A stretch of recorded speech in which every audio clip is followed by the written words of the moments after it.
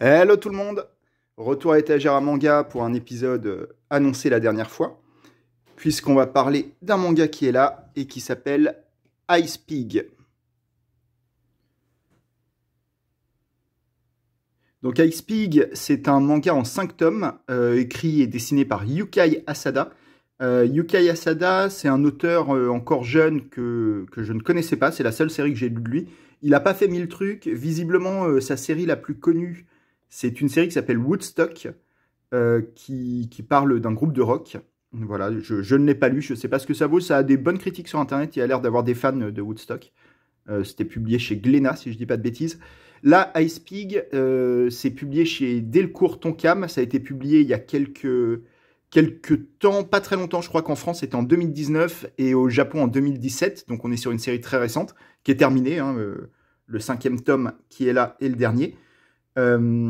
Et c'est une série, moi, que j'ai beaucoup aimée, dont j'ai très peu entendu parler. Là, en cherchant sur Internet avant de préparer ma vidéo, j'ai vu même que même sur les gros sites, je pense à Manga News, des sites comme ça, les gros sites français, il n'y a même pas vraiment de critique. J'ai l'impression que le manga est sorti un peu dans l'indifférence totale.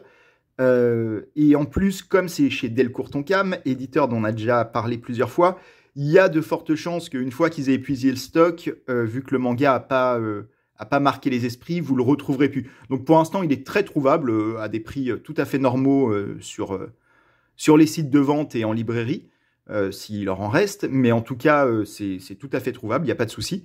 Mais à mon avis, si vous intéresse, traînez pas trop parce que je pense que quand il y en aura plus, il y aura pas de réédition, quoi. Donc voilà. À vos risques et périls si vous attendez, parce que c'est un très bon manga. Moi, j'ai beaucoup aimé. C'est l'histoire de ce garçon-là, le brun là, qui s'appelle Vespa, c'est un surnom, et de Ice Pig, le personnage du titre, qui est cette jeune fille qui est ici, qu'on voit devant ses ordinateurs. Vous pouvez voir dès ce décor, cette jeune fille, c'est une pirate informatique qui officie sous le nom de Ice Pig, donc, qui est un pseudo évidemment. Et ensemble, en fait, ils vont s'opposer à une société secrète qui s'appelle Farm. En fait, Vespa, au départ, c'est une espèce de post-ado japonais très à la Inyo Asano, si je puis dire, ou à la GTO. Un mec de 20-25 ans qui branle rien, qui vit de petits boulots, qu'on n'a pas grand-chose à foutre. Il est obsédé par un perso de manga, j'essaye de vous trouver ça. Il vit dans une toute petite chambre entouré de ses posters et de ses goodies de son perso de manga favori. Voilà, ce perso-là. Et il en a rien à foutre, il n'est pas intéressé par grand chose. Au début, il accepte un boulot juste pour payer son loyer, un boulot de livraison, il sait pas trop ce que c'est, on lui en parle dans un bar, il accepte. Et il se retrouve, en fait, il comprend, voilà, c'est cette page-là, il comprend qu'il participe malgré lui à un trafic humain. Il y a des femmes qui sont vendues, des femmes et des hommes, peut-être non, là ça a l'air d'être que des femmes en l'occurrence, qui sont vendues. Et il était absolument pas au courant que c'était à ça qu'il était employé. Et il décide de se rebeller. Et en se rebellant, il se retrouve lui-même capturé et vendu à une espèce de marché aux esclaves. Ça se passe dans le Tokyo moderne. Hein, le récit est réaliste, entre guillemets. Mais il y a une espèce de société secrète qui donne dans le trafic humain, dans plein d'autres choses. Au fur et à mesure du récit, on comprend que ils font aussi de la drogue de synthèse. Enfin, la drogue est très souvent de synthèse. Ils font de la drogue, ils font de l'influence politique, du lobbying, donc du trafic humain, c'est le gros de leur activité, de l'activité criminelle en tout genre. Voilà, c'est vraiment l'archétype Farm de la société secrète tentaculaire, un peu à la X-Files, qui dirige tout dans l'ombre, on comprend petit à petit. Et Ice Pig, la pirate informatique, en fait, sur ce marché aux esclaves au début, va acheter Vespa. C'est elle qui va l'acheter en tant que cliente. Sauf que elle, en fait, elle est évidemment opposée à Farm. Et elle l'a acheté parce qu'elle sait qu'il s'est rebellé contre eux lors du trafic aux esclaves, lors de son petit boulot auquel il est employé. Et elle va s'allier avec lui. Elle voit en lui quelqu'un qui cherche à travailler pour le bien, entre guillemets. Et donc, elle va l'utiliser comme employé esclave pour l'aider dans sa quête pour faire tomber Farm. Voilà, donc c'est l'histoire. Et en 5 tomes, ils vont se battre contre cette société secrète. Là, depuis tout à l'heure, je tourne les pages du premier tome. Vous voyez un peu les dessins. C'est très classe. sans être incroyablement brillant, mais c'est vraiment bien fait. Et tout ce que je vous raconte fait un peu d'Ice-Pig, une version un petit peu Reader Digest, c'est dur à dire, de un autre manga dont on avait déjà parlé, MPD Psycho, de Eiji Otsuka et Sho Utajima. Même le dessin, il y a des petits airs de famille, je trouve. Et, et donc, on avait déjà parlé, hein, j'ai fait toute une vidéo là-dessus, la plus longue de la chaîne d'ailleurs, je crois. Donc, je ne vais pas trop développer.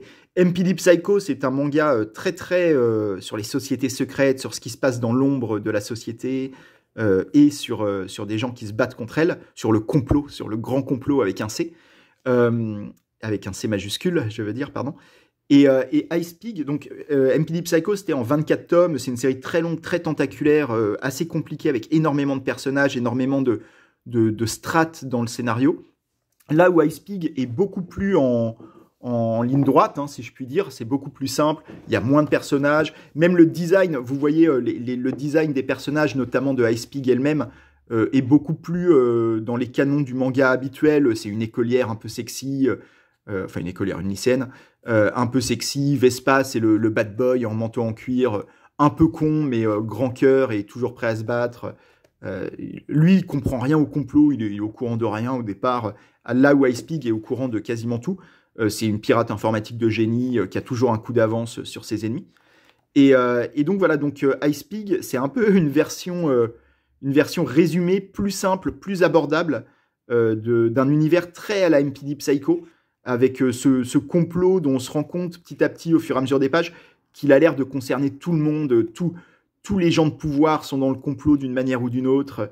Et on va suivre des personnages qui vont essayer de faire tomber cette organisation gigantesque, là où eux sont juste deux persos presque impuissants quoi, au départ. Et donc ouais, comme je disais, vous voyez le dessin, il y a vraiment des airs de Sho Utajima, le dessinateur de MPD Psycho.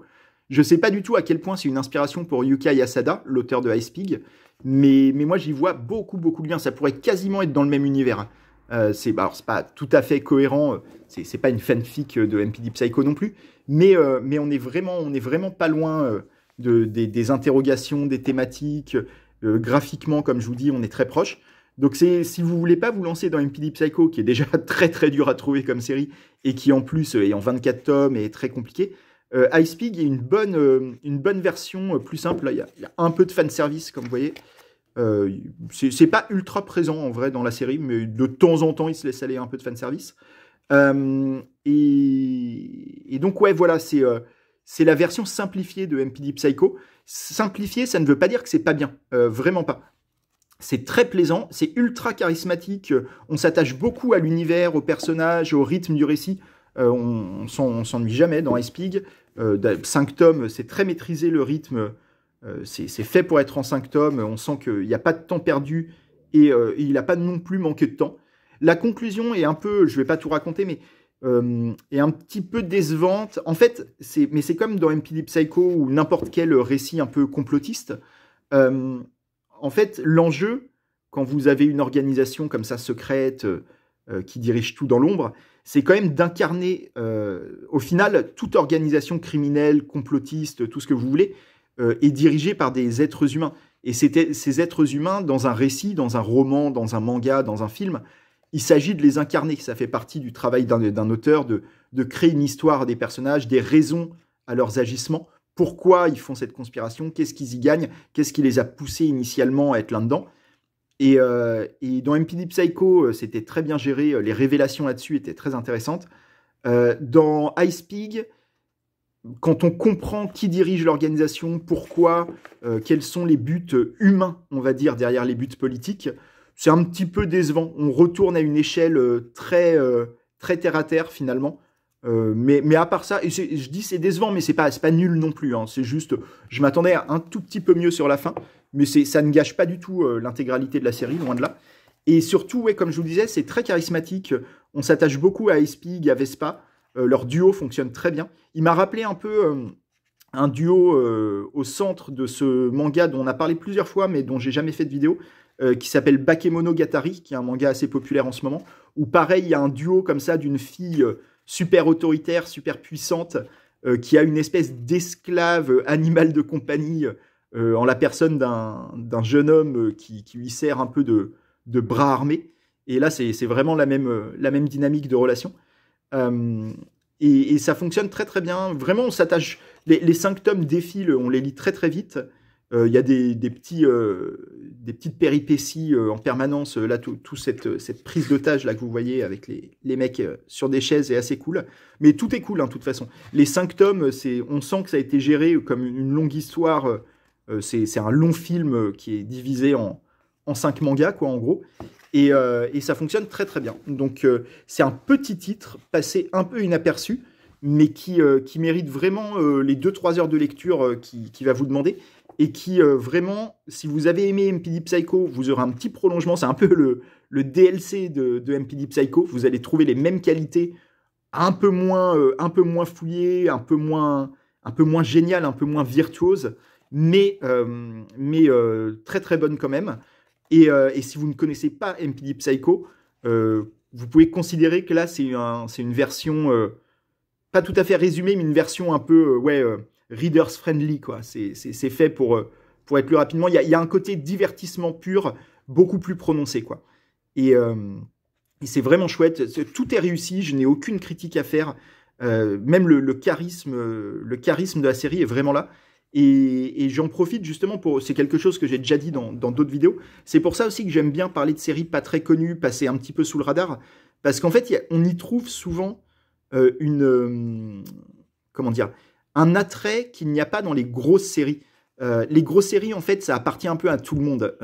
Tout le monde les connaît, tout le monde a les références. C'est dur de se les approprier. Là où une petite série comme Ice Pig, dont quasiment personne n'a visiblement entendu parler, et qui est quand même qui a un titre un peu, j'allais dire un peu underground, en tout cas dans sa perception par rapport au public. C'est quelque chose, vous voyez là, c'est la chambre de Vespa, comme je vous disais, il y a juste un lit, quoi. Il est entouré de murs, et pardon, excusez-moi. Et donc oui, dans les petites séries, on peut trouver, hop, désolé pour cette page-là, on peut trouver quelque chose à s'approprier, en fait. La série devient plus facilement nôtre parce que personne ne la connaît, donc on peut l'investir un peu plus, y projeter plus son imagination. Elle peut nous appartenir, quoi, cette série. Je trouve qu'il y a un feeling très intéressant, très agréable, en fait, à découvrir et à aimer une série qui n'est pas très connue, à la faire un peu sienne, quoi. Et c'est ce que j'ai fait avec Ice Pig, et je vous encourage à lui donner sa chance, vous aussi, peut-être à voir s'il y a quelque chose pour vous dans cette série. Et voilà, donc petite vidéo sur petit titre, entre guillemets. C'est pas ça ne va pas marquer l'histoire des mangas, ça ne réinvente pas grand-chose, mais c'est vraiment chouette. Vous allez vous souvenir des personnages. C'est vraiment une bonne série. Voilà. Et j'en profite pour prolonger un petit peu la réflexion sur le côté conspirationniste de l'histoire, qu'il y a aussi dans MPD Psycho. Toute cette obsession pour les sociétés secrètes, pour les organisations qui nous gouvernent dans l'ombre et qui ont des intérêts contraires à ceux de la population. Enfin, vous connaissez vraiment le classique depuis au moins X-Files, et depuis même en fait toujours. C'est un fantasme vieux comme le monde, cette idée d'une société secrète. Un fantasme qui est d'ailleurs à l'origine de toutes les thèses conspirationnistes qui sont très en vogue, notamment actuellement. Plus l'époque est compliquée, et plus les thèses conspirationnistes sont populaires dans la population. Hein. En ce moment, il y a vraiment énormément de gens de tous bords politiques qui versent dans des hypothèses plus ou moins conspirationnistes. Et ce qui est marrant, c'est que en fiction, ça a toujours été un thème très très populaire aussi, qui passionne les lecteurs, des lecteurs qui sont ou non conspirationnistes. D'ailleurs, moi, je suis vraiment pas conspirationniste, mais j'adore lire des récits comme Ice Pig, comme MPD Psycho. J'adorais X-Files quand j'étais petit. Et c'est marrant parce que ça me fait penser. J'ai récemment lu un article dans ce magazine qui s'appelle Fiction, l'imaginaire radical, c'est le numéro 1, qui est sorti très récemment. Je l'ai lu parce qu'il se trouve que j'ai une nouvelle dedans. Il y a une nouvelle de moi, j'ai publié une nouvelle qui est là, si je ne me trompe pas, voilà, qui s'appelle Lucky, sur des chasseurs de démons. Voilà, si vous avez envie de la lire, elle est dans Fiction. dans le numéro 1. Et dans ce numéro 1, il y a aussi un article. Il y a six nouvelles dans le recueil et quelques articles. Et est-ce que je vais trouver l'article? Voilà. Il y a un article écrit par André-François Ruot, qui est écrivain lui aussi, et qui est également éditeur aux éditions des Moutons électriques, et qui a écrit un article de 2 pages, un très bref article, mais très bien, sur un genre littéraire. Lui, il catégorise ça comme genre littéraire. C'est le genre de la littérature conspirationniste, entre guillemets. Alors lui, il n'utilise pas le mot conspirationniste, mais c'est vraiment de ça dont il parle. Vous savez, ce genre de livre sur les secrets des pyramides, sur la médecine parallèle, sur les forces vitales qu'on nous cache, sur les complots, tout ce que vous voulez. Il y en a plein des livres comme ça. Et lui, il l'aborde en fait comme si c'était un genre littéraire de fiction. En fait, il y voit de la matière fictive qui peut servir de base à des histoires qui sont à lire comme des romans. En fait, il explique que lui, il voit ça comme ça, comme une forme littéraire qui est différente du roman, de la nouvelle, mais qui est une forme qui raconte une histoire aussi, histoire qu'on peut considérer comme imaginaire ou non. C'est par exemple Ice Pig. Je pense qu'aucun conspirationniste, même les plus dingos, ne vont se dire ah, Ice Pig raconte la vérité, il nous dévoile des choses sur le monde. C'est très caricatural, hein, Ice Pig, avec leurs histoires de trafic humain, de vente aux esclaves dans les sous-sols de Tokyo. Mais ça renvoie à tout un imaginaire que les gens aiment bien et qu'on peut retrouver de manière plus ou moins littéraire, plus ou moins fictionnée, dans des livres qui, eux, ne se présentent pas comme de la fiction, mais qu'on peut aborder avec le même plaisir un peu coupable qu'on aborde Ice Pig, MPD Psycho ou X-Files, par exemple. Donc voilà, ça m'avait fait penser à cet article, à cette dimension fictive, fictionnelle, qu'on peut trouver dans des articles ou dans des livres qui se veulent sérieux sur le conspirationnisme. Enfin, sur le conspirationnisme, sur des thèses qui peuvent s'apparenter à du conspirationnisme. Voilà. Donc, je fais de la pub en même temps pour Fiction, pour ce magazine dans lequel j'ai une nouvelle. Donc, si vous voulez découvrir ce que j'écris, il y a une nouvelle là-dedans. Il est commandable sur le site du magazine. Voilà, la couverture est très chouette. Et donc, il y a 6 nouvelles dedans. Je vous mets le sommaire si vous voulez voir. Voilà. Et voilà. Et donc, Ice Pig, petite série qui est toujours disponible, mais peut-être plus pour très longtemps. Je ne sais pas, mais à mon avis, ouais, si elle vous intéresse, allez-y maintenant. 5 tomes, ça se tient très très bien, ça se lit très vite, on s'attache beaucoup aux persos, notamment à ces deux-là, Ice Pig ici derrière et Vespa devant. Et tout est très chouette. Et je vais continuer à m'intéresser à Yuka Yasada, voir ce qu'il fait un petit peu à côté. Je ne sais pas si le reste est aussi bien. Mais en tout cas, Ice Pig, c'était une très belle découverte. Voilà. À bientôt, j'espère. Prochaine vidéo, peut-être bientôt. En ce moment, j'ai envie de faire des vidéos. Donc, on va se retrouver pour une autre série. Je pense que la prochaine sera une des séries les plus connues dont j'ai parlé sur la chaîne. Bon, pas au niveau de Dragon Ball non plus. Mais ce sera celle-là qui est au centre, qui s'appelle Orange, qui est probablement le shoujo le plus connu en France, peut-être, ou l'un des plus connus, en tout cas. Et voilà, et je vous laisse là-dessus. À très bientôt. Ciao!